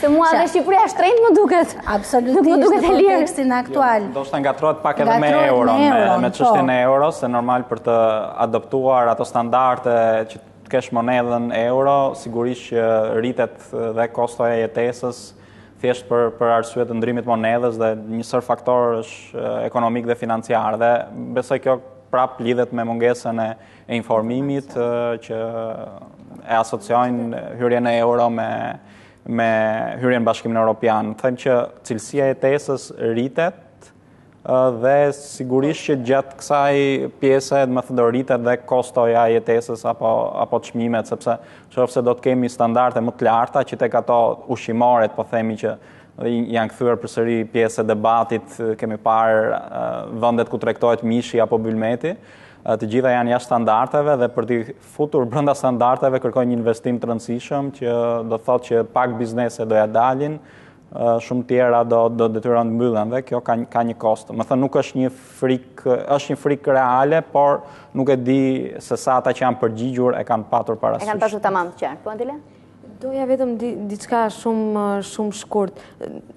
Doja që të ishim pak më të vëmendshëm me këto të dhëna që dalin nga perceptimet, ose më saktë me analizimin që u bëjmë. Kemi shumë shpesh tendencë për të thënë që qytetarët nuk kanë informacion apo e perceptojnë gabim apo ndryshe e keq perceptojnë Bashkimin Evropian, antarësimin në Bashkimin Evropian dhe benefitet e tij. Në fakt, po të shohim listën e arsyeve pse qytetarët do donin të ishin pjesë e Bashkimit Evropian, standardi i jetesës, një shtet më funksional, më shumë drejtësi, më pak korrupsion e tjera. Këto janë arsyet pse një vend i futet procesit të integrimit në BE. Nuk është se ka ndonjë keq perceptim këtu. Mund të ketë mungesë informacioni për teknikalitetet, proceset e caktuara se si këto standarde duhet të arrihen, po synimi është e drejtë në perceptimin e qytetarëve, që synimi është pikërisht arritja e këtyre gjërave. Po nga ana tjetër thonë që ky standard nuk mund vinë nëse vetëm 13% besojnë se do luftohet korrupsioni. Se që të ketë standard, kam përshtypjen duhet të jemi më efikase në luftën kundër korrupsionit, apo nuk e shohim dot të lidhur. Dallimi qëndron edhe tek perceptimi i procesit dhe pastaj i stadit antarësimit. Nga ato shifra duket sikur del që momentin që Shqipëria hyn në Bashkimin Evropian, automatikisht ka këto benefite. Ndërkohë nuk është tamam kështu sepse ato standarde duhen arritur gjatë procesit. Kështu që më kuriozon edhe një përqindje që do doja ta panelit ta komentonim. Do forcohet demokracia, mendojnë vetëm 6%. Më them që ky sondazh, më thënë, në pyetjet që i bën qytetarëve dhe është normale, ata përgjigjen për shqetësimet e tyre personale, po themi që ndjejnë, dhe prandaj çështjet ekonomike dalin drejt për drejt dhe shumica e tyre do thoshin nëse kam një punë, nëse kam një nivel më të lartë jetese, jam më pak interesuar për çështjet e demokracisë, po themi standardja vjen përmes një demokracie funksionale dhe solide. S'mund të vi, sigurisht, por perceptimi qytetarëve. Si mund të ketë standard, në pak besojnë vetëm 6% besojnë se do forcohet demokracia. Kemi parasysh që formulime si forcimi i demokracisë, ulja e korrupsionit, shteti ligjor janë të lidhura. Paka shumë për të njëjtën gjë po flasim, pavarësisht se një qytetar mund t'i tingëllojë më e kuptueshme apo më afër perceptimit të vet njëri nga këto formulime. Përforcimi i demokracisë, drejtësia, lufta kundër korrupsionit, janë të gjitha të lidhura, janë pjesë e të njëjtës sfidë. Nuk mund të pretendojmë nga çdo qytetar, domethënë që të bëjë një lidhje kaq të fortë midis demokracisë, po themi, luftës kundër korrupsionit dhe që rrjedhimisht do sjellte mirëqenia ekonomike. Qytetarët sigurisht duan gjërat më të thjeshta, dhe përgjigjen dhe më shkurt. Ajo që ka rëndësi është mirëqenia ekonomike dhe ka shumë qytetarë që do lëshonin, po themi, në fushat e tjera, nëse do ishte konfirmuar apo garantuar kjo mirëqenie. Desha të bëja vetëm dy sqarimet vogla duke bashkuar dhe shpjegimeve të kolegëve. Duhet kemi parasysh dhe diçka.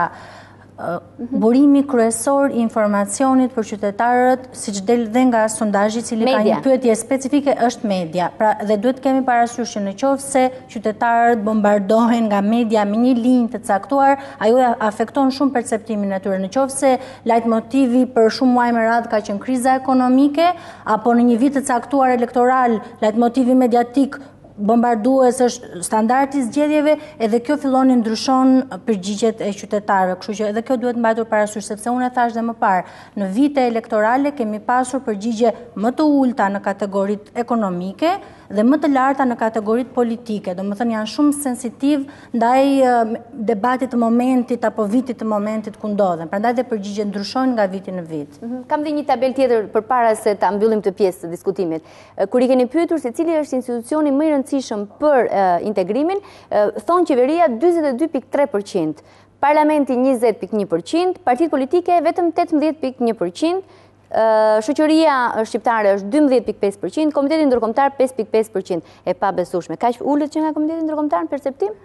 Se unë e di që është motori që I vën lëvizje të gjithë. Këtu është një grafik mjaft interesant I cili në fakt nuk mund të kuptohet pa pasur parasysh edhe vitin e kaluar. Vitin e kaluar kjo ka qenë një grafik krejtësisht I ndryshëm. Partitë politike ishin faktori I parë që përmendin qytetarët vitin e kaluar. Pra, ky është dhe një ilustrim rreth 40% me sa mbaj mend. Dhe kanë zbritur nga 40 në 18. Dhe kanë zbritur dhe ka kaluar qeveria në vend të parë. Parlamenti me sa mbaj mend mbetet në të njëjtat shifra pak a shumë, por këtu është dhe një ilustrim I faktit se sa ndikohet qytetari nga konteksti. Vitin e kaluar ishte akoma kriza, ishte akoma bojkoti, mos pasja e një dialogu politik, kështu që dhe media ishte jashtëzakonisht interesuar për këtë gjë dhe qytetarët dëgjonte këtë çdo ditë. Prandaj automatikisht përgjigjja shumë e madhe në vitin e kaluar ka qenë institucioni më I rëndësishëm për BE-n dhe për integrimin partitë politike, liderët e partive politike madje me specifikime në pyetje. Jo, në specifikimin liderët e partisë, domethënë institucion mjaft I rëndësishëm është lideri I partisë, pasi vetë kriza krijonte atë kontekst ku viheshin në plan të parë. Në momentin që pati një zbutje të krizës, filloi dhe diskursi mediatik të ndryshoi, atëherë mori rëndësi në përgjigjet e tyre dhe qeveria sipas shpjegimit që mund të bëjmë ne dhe automatikisht bien partitë politike më poshtë. Është interesante të shihet që rëndësia që jepet vetë shoqërisë, zhvillimit apo rëndësisë monitorimit të pasjes së presionit shoqëror është e ulët, do më shihet që është në 20% dhe megjithatë deri diku vlerësimi I qytetarëve është I drejtë mbasi që qeveria është administrata, është ekzekutivi dhe është përgjegjëse për shumicën e gjërave që do ta çonin para apo mbrapa në proces. Këtë në fakt doja t'ju pyesja, përtej perceptimit publik, ju si ekspert, cili nga institucionet ka përgjegjësinë konkrete në Shqipëri, në rajon, në procesin e integrimit Genti, përsa I takon procesit, si ecën, me çfarë shpejtësie, me çfarë cilësie ecën, kush mban përgjegjësi më shumë për pona apo jon apo ndoshtën e nesërme? Atëre, duhet të thënë që shifrat që kanë paraqititur qytetarët nuk janë larg realitetit, janë shifra goxha realiste, duke qenë se ky është një proces që konsiderohet në termin teknik themi top-down, pra proces disi elitist, pasi gjithë reformat ndërmerren, adoptohen, zbatohen nga institucionet kryesore të shtetit, atëherë natyrisht barra kryesore I bie ekzekutivit. Por kjo duhet ndarë në mënyrë disi pothuajt barabartë edhe me parlamentin, I cili është një institucion që duke parë shembujt e tjerë, qoftë vendeve që janë kandidat apo atyre që janë tashmë antar, parlamenti ka luajtur një rol jashtëzakonisht të rëndësishëm për t'i dhënë ritmin dhe dhe motivimin, le të themi, gjithë procesit. Kështu që unë do e ndaj midis tyre dy institucioneve. Natyrisht, nëse jemi në prezencë një ngërçi politik ose një konflikti politik, këtu dalin në skenë partit politike, ose vullneti politik si quhet më gjerë, por këto janë situata specifike, si që ishte rasti i Shqipërisë në 2 vitet e kaluara. Aktualisht jemi rikthyer disi temi normalitetit, kështu që topi kalon përsëri tek parlamenti dhe qeveria dhe administrata. Përfshihet dhe aktorët e tjerë, përfshihet dhe shoqëria civile, përfshihen dhe vetë qytetarë. Si paraqitet shoqëria civile në vendet e tjera të rajonit, në Maqedoni, në Serbi, në Malzi? A është i bën më shumë presion procesi që të eci më shpejt, apo është në këto nivele? Po, ka një panoramë ndryshme temi midis vendeve. Kemi rastin jashtëzakonisht pozitiv të Kroacisë, ku shoqëria civile jo vetëm ka qenë aktive, po disi edhe pjesëmarrëse, pra edhe bashkaksionere në këtë proces, pra ka kontribuar direkt në ndihmë dhe në mbështetje të administratës. Kemi pastaj edhe vende ku shoqëria civile, pavarësisht se ka gjithë infrastrukturën e vet, nuk arrin të influencojë dot procesin, siç është rasti i Bosnjës, ku problemet janë shumë më madhore dhe nuk ka se si të influencojë dhe të ndihmojë shoqëria civile. Kështu që shembujt janë ndryshëm në varësi të kontekstit. Por shoqëria civile njihet si komponent shumë i rëndësishëm që mund të ndihmojë dhe të lehtësojë themi këtë proces, qoftë për administratën, qoftë për ndërlidhjen që ka me faktorin ndërkombëtar. Sigurisht kjo varet nga gatishmëria e aktorëve të tjerë për të punuar bashkë me shoqërinë civile, e cila në rastin e Shqipërisë është një dinamikë e vështirë. Nuk mund të bëjmë patjetër që ka një rol për shoqërinë civile, po në kontekstin ku kjo shoqëri civile dëgjohet apo jo, atëherë kjo është një dinamikë shumë e ndryshme, sepse mund të ketë gjithë vullnetin, mund të ketë kapacitetet për ta bërë këtë gjë, por duhet edhe nga ana tjetër dëshira për ta dëgjuar dhe për ta bërë pjesë të procesit. Pak si ka qenë këtë vit në 2012-ën, vullneti institucioneve për të bashkëpunuar, për ta dëgjuar, për ta ftuar në konsultime paraprake, shoqërinë civile, organizatat qeveritare, Adela? Edhe si vjet në këtë aspekt ka patur një ndryshim të ndjeshëm. Edhe vjetë, për shkak edhe në fakt të turistnisë së madhe që u shtrua nga Komisioni Evropian, që është e drejta, u rikthye plani veprimit i vjetshëm në proces konsultimi, u rishkrua dhe pastaj u miratua. 2 ditë para se të miratoj, apo? Kurse si vjet, më herët. Nisi procesi më herët, e para, dhe dyta që në momentin e nisjes së procesit, aktorët e shoqërisë civile u ftuan të ishin pjesë të grupeve ndërinstitucionale të punës, që ishin tashmë të ngritura, për të filluar që aty punën së bashku me institucionet. Ky ishte një hap mjaft pozitiv i hedhur nga Ministria e Integrimit dhe i kërkuar nga të gjithë grupet ndërministrore të punës. Kanë qenë funksionale këto grupe bashkë me shoqërinë civile? Megjithatë, pikërisht në këtë pikë, funksionaliteti i këtyre grupeve ka qenë i ndryshëm nga institucioni në institucion. Mund të përmend për shembull raste pozitive të grupeve të punës të drejtuara nga Ministria e Brendshme, që kanë qenë për prioritetin 6, për reformën në administratë publike dhe për prioritetin 9, i cili është për luftën kundër krimit të organizuar.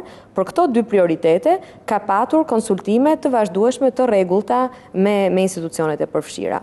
Ka patur edhe raste të tjera, të cilat nuk mund të quhen konsultime, pasi njoftimi ka qenë mjaft afatshkurtër, le të themi sot për nesër, për ta thënë në mënyrë më folklorike, dhe koha e lënë për diskutim çështjesh ka qenë mjaft e limituar. Pra është shumë mikse pamja. Ka patur raste pozitive, ka patur dhe raste tjera që nuk ka funksionuar. Publicitet me njëri kthehemi me Gledizin për këtë pjesë, pas pak.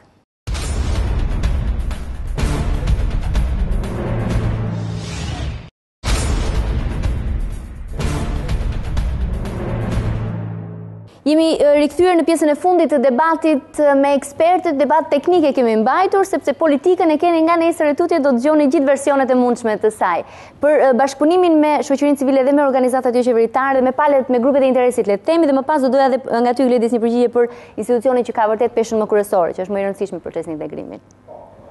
Besoj se për mendimin tim është e qartë kush është institucioni kryesor, qeveria, sepse është ajo lidere, po themi, e çdo lloj procesi që ndodh në secilin nga vendet, po themi. Vërtet, dhe Shqipëria është një republikë parlamentare, por parlamenti ka pjesën e tij të orientimit politikave, të miratimit ligjeve të rëndësishme.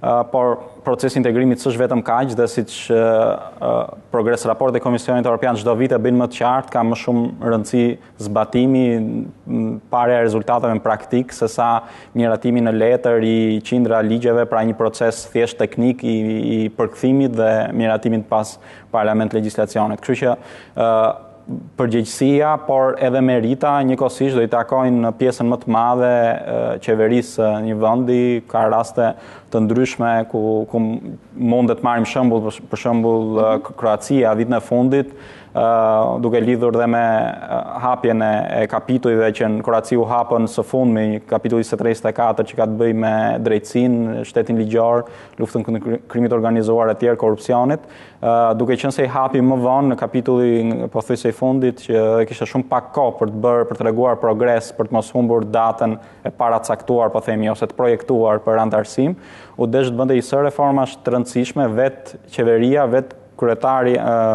kryeministria e re e këtij vendi, e cila me një sër masash ligjore, por dhe aktive kundër korrupsionit, tregoi se Kroacia ishte gati për të bërë antar e Bashkimit Evropian. Nuk është një gjë e vogël të arrestosh ish kryeministrin dhe kryetarin e partive më të rëndësishme historike, po themi, të Kroacisë dhe të akuzosh për rastet korrupsionit, gjyqi i cili ende është duke u zhvilluar, dhe kjo tregon që institucionet janë të pjekura mjaftueshëm. Se këtë duhet thoya, nuk arreston kryeministria. Sigurisht që jo, por reformat dhe vullneti politik i hap rrugën institucioneve drejtësisë të bëjnë punën e tyre. Dhe pak a shumë dhe kjo është çfarë Komisioni Evropian vazhdimisht ka kërkuar Shqipërisë, dhe në prioritetin ku kërkohet luftë kundër korrupsionit, jo vetëm miratimi strategjive, vërtet shumë e mirë heqja kufizimi i imunitetit, ka të paktën 10 vjet që kërkohet nga Komisioni Evropian, që me hapjen e negociatave për nënshkrimin e marrëveshjes stabilizim asocimit në 2003, në janar të 2003, dhe është shumë mirë që u realizua më së fundmi, por nuk do të thotë se ajo ne mund të themi që fituam luftën kundër korrupsionit. Një nga problemet konkrete të identifikuara në progres raportin e Komisionit Evropian ka qenë mungesa e dënimeve për çështje të korrupsionit të profilit lartë. Pra është shumë e saktësuar, po themi, mangësitë që ka Shqipëria ndryshe nga progres raporte, po themi, të vendeve tjera, të rajonit apo të zgjerimeve të kaluara të Bashkimit Evropian. Dekord, po, që ta themi pak më thjesht për teleshikuesit. Mungon thjesht zbatimi i këtyre ligjeve që ne miratojmë, apo thjesht mungojnë pranga në zyrtarët e lartë? Është e lidhur. Nuk mund të themi se Komisioni Evropian kërkon patjetër të bëhen disa arrestime dhe u zgjidh kjo çështje.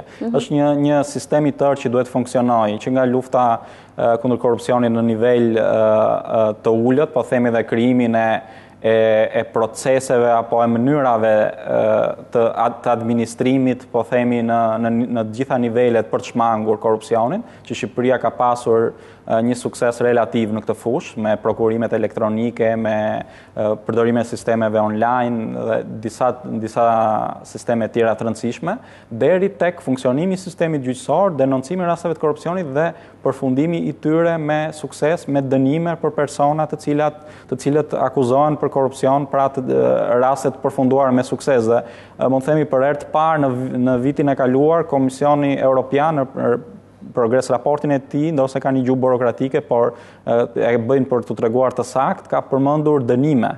Pra kërkon dënime të rasteve të korrupsionit për të vërtetuar që këtu ka vullnet për të luftuar ata. Ka institucione që punojnë deri në fund dhe punojnë për të. E di që kam pak minuta në fund, po do doja nga gjithë paneli, unë e di që ju e dini pak a shumë se çfarë do të ketë progres raporti nesër nga Komisioni Evropian për sa i takon Shqipërisë, nëse mund të themi atë që do të jetë lajmi i ditës nga progres raporti. Sigurisht nuk dim gjitha fjalët, mënyrën e formulimit, ndoshta janë ende duke u bërë dhe rafinimet e fundit me fjalët dhe përdorimin nëse do të ketë një rekomandim të kushtëzuar e kështu me radhë, por thelbi se si ka qenë ecuria e Shqipërisë Gent, besoj në 2012 dihet dhe cili mendon se do të jetë lajmi i progres raportit për këtë vit për Shqipërinë. Por edhe për rajonin. Po t'i referohemi Shqipërisë, kam përshtypjen fakti që palët tashmë janë ulur dhe bashkëpunojnë, pa marrë parasysh deri ku ky bashkëpunim është çuar, deri në maksimum apo deri në nivelet kënaqshme, ky fakt do vlerësohet dhe do jepet, le të themi, do jepet ajo çka pritet, pra statusi kandidat nga komisioni. Kjo vjen edhe pasi 2 vitet e kaluara, vetë Komisioni Evropian hasi shumë vështirësi edhe në marrëdhëniet me Shqipërinë, pasi reformat u bllokuan, por edhe nuk që le të themi thonjza jaftë me atë ushtrimin e influencës vetë që të zgjidhte dhe të influenconte në zgjedhjen e ngërçit deri në muajt e fundit. Kështu që ajo që presim është një progres në kompleks pozitiv, edhe pse bie, siç theksohet, në kundërshtim me raportin e OSBE-s në këtë rast, deri diku në disa pika. Pra, do ketë qenë ai OSBE-s do jetë më i ashpër se progres raporti? Me sa i OSBE-s tani, që është raportuar. Po, ishte më i ashpër se sa pritet jetë progres raport. Patjetër, në ato pika komponent politik për cilat flasim, ka qenë më i ashpër. Dhe pra, unë mund të them që do jetë pozitiv, po do ketë atë kushtin të plotësimit të listës, por edhe të zgjedhjeve të ardhshme. Alba?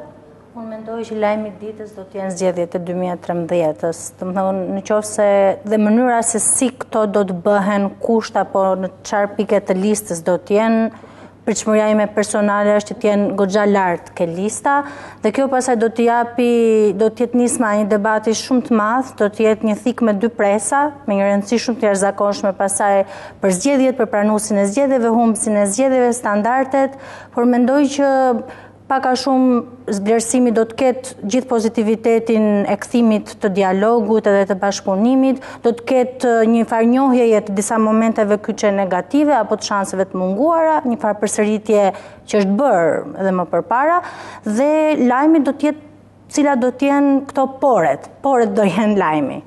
Po gen? Se mund të shtoj diçka edhe më gjerë, edhe për rajonin, edhe në rastin e Shqipërisë, po dhe rajonit, duket sikur në krye të listës tashmë e tutje do jenë ato 2 kapitujt që tham, 23-24, pasi tashmë fokusi drejtësi, sundimi ose shteti i drejtës apo sundimi i drejtës, dhe në rastin e Shqipërisë do jetë në krye të listës, ashtu siç për vendet e tjera, dhe rastin e Malitzi pritet që ai të jetë fjala kyçe themi, pra lufta e korrupsionit në nivelet e larta, duke kërkuar drejtësitë pavarur dhe zbatimin e ligjit. Natyrisht procesi ka dhe një komponent politik, sado komisioni njihet si institucioni strikt që vlerëson anën teknike, në këtë rast vlerësohet disi edhe vullneti i mirë për të çuar përpara të agjendën e 12 kritereve, pra kapjen e asaj masës kritike që është përsëritur shpesh në sidomos këto 2 muaj të fundit. Prapë se kuptova, e mbylla emisionin pa e kuptuar masën kritike, po. Që është bërë mjaftueshëm. Është bërë mjaftueshëm. Po pse quhet edhe masë edhe kritike? Masë kritike, pasi kritike në sensin e mirë që është kaluar ai kufi për te cilit ose poshtë cilit nuk shkohet më. Pra është bërë mjaftueshëm hap pozitiv për të bërë përpara. Adela? Kush do jetë lajmi nesër me progres raportin? Mendoj se nuk do ketë lajm nesër me progres raportin. Mendoj se qytetarët që i ndjekin zhvillimet dhe besoj se një pjesë e madhe i ndjekin zhvillimet, shqiptarët konsumojnë shumë lajm. Mendoj se të gjithë jemi të vetëdijshëm që janë bërë hapa pozitiv dhe nuk janë bërë disa hapa të tjerë që janë të nevojshëm. Dhe besoj se kemi ide konkrete për këto. Nuk është realizuar reforma parlamentare, është realizuar reforma e kodit zgjedhor, nuk mund të mbajshin zgjedhje si vjet, do testohet vitin tjetër. Janë kaluar ligjet me 3/5 dhe kjo është mjaft e rëndësishme, pra disa reforma që ishin bllokuar tashmë janë zhbllokuar.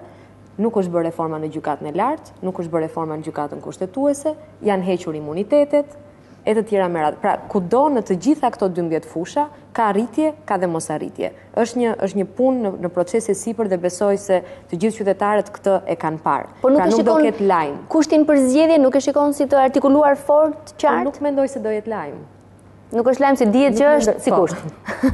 Po Gledis, ti si e mendon? Unë do thosha duke vazhduar po këtu tek zgjedhjet që për fat keq mendoj se përsëri do kushtëzohemi me zgjedhjet, pra për të bërë hapin e madh përpara ose hapin e rëndësishëm, po themi se nuk mund ta quajmë aq të madh, marrë statusit vend kandidat, dhe kjo do t'rregoj dhe për të disatën herë radhazi që ne ecurinë e procesit integrimit europian e kemi domosdoshmërisht lidhur me zgjedhjet dhe jo me rotacione e pushtetit, se sa me realizimin teknik në praktik, arritjen e standardeve të tyre dhe në 2013, bas 100 vjetë pavarësi, po themi, është fatkeqësi për gjithë shoqërinë shqiptare që ne akoma nuk mundet të realizojmë zgjedhje si duhet dhe ne akoma kushtëzojmë veten tonë duke mos pas probleme si vende tjera të rajonit, siç ka Maqedonia me çështjen e emrit, siç ka Kosova për shkak të njohjeve, apo siç ka Serbia po për shkak të Kosovës, apo Bosnia problematikën e tyre.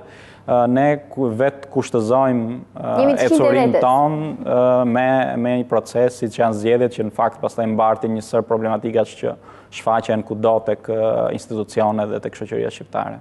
Faleminderit Gledis, faleminderit Gledis Gjipali që ishte sonte këtu me ne, faleminderit Adela Halos, faleminderit Alba Çela dhe faleminderit Genti Elezi.